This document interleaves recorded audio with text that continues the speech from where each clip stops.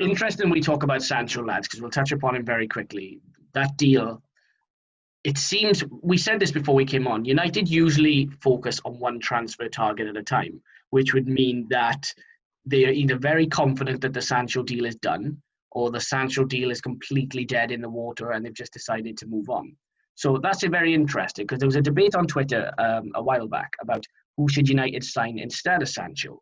Now, the overwhelming favourite for that was Memphis Depay. So he has, I think, I'm just reading it now, there's a clause in his Lyon contract that means United don't necessarily have a definitive right over him should he decide to leave Lyon. But Lyon are contractually obliged to make Manchester United aware first.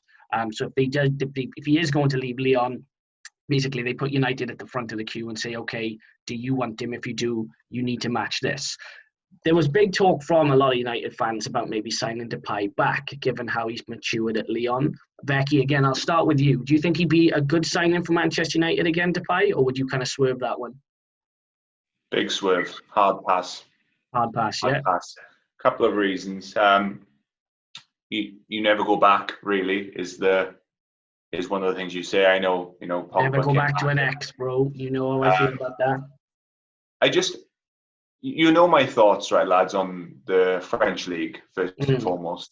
And it's not even like he's in a team that's winning the French league. He's in a team that finished 7th in the French league. So, against teams that would struggle to beat Gossain and Trostra, he's in a team that finishes 7th. So it's not like he's ripped the league up, and he's been hugely influential. Yes, he's been very good by French league standards, and I know he did have an injury as well, I believe, which he did have bad injury. His numbers. But I just don't see it.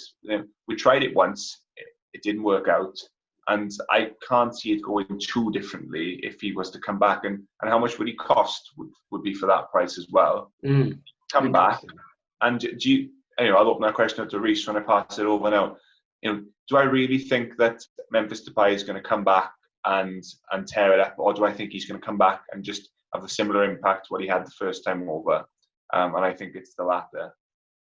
Yeah, what do you think, Reece? Look, I'm with James on this. This is an absolute. First of all, we've got to say it's not going to happen. No, I don't know. I don't think United would go back for a player like Depay, especially somebody who's openly criticised Manchester United since leaving.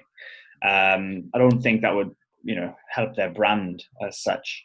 But if we look at Depay as a player, he scored a few from the spot in the Champions League. In the latter stages, he was largely ineffectual. He hasn't been playing against the standard of player he'd see in the Premier League. Yes, he was a bit young when he went to the Premier League the first time, and now he's had the benefit of experience. But the main reason for me that this wouldn't be a good option to Manchester United is because you wouldn't have to drop Greenwood. You'd have to drop Martial, because Depay likes to play as a central striker now, and not so much as a someone just off the striker or on the wing. He likes to be the main man. He wouldn't get that at Manchester United. He'd have to play out in the wing again. And I think we've seen time and time again what happens when you force a striker out wide. I think Pierre Aubameyang is probably the only striker I can think of who's almost benefited from having that done to him. Yeah. So Depay is absolutely not an option for me.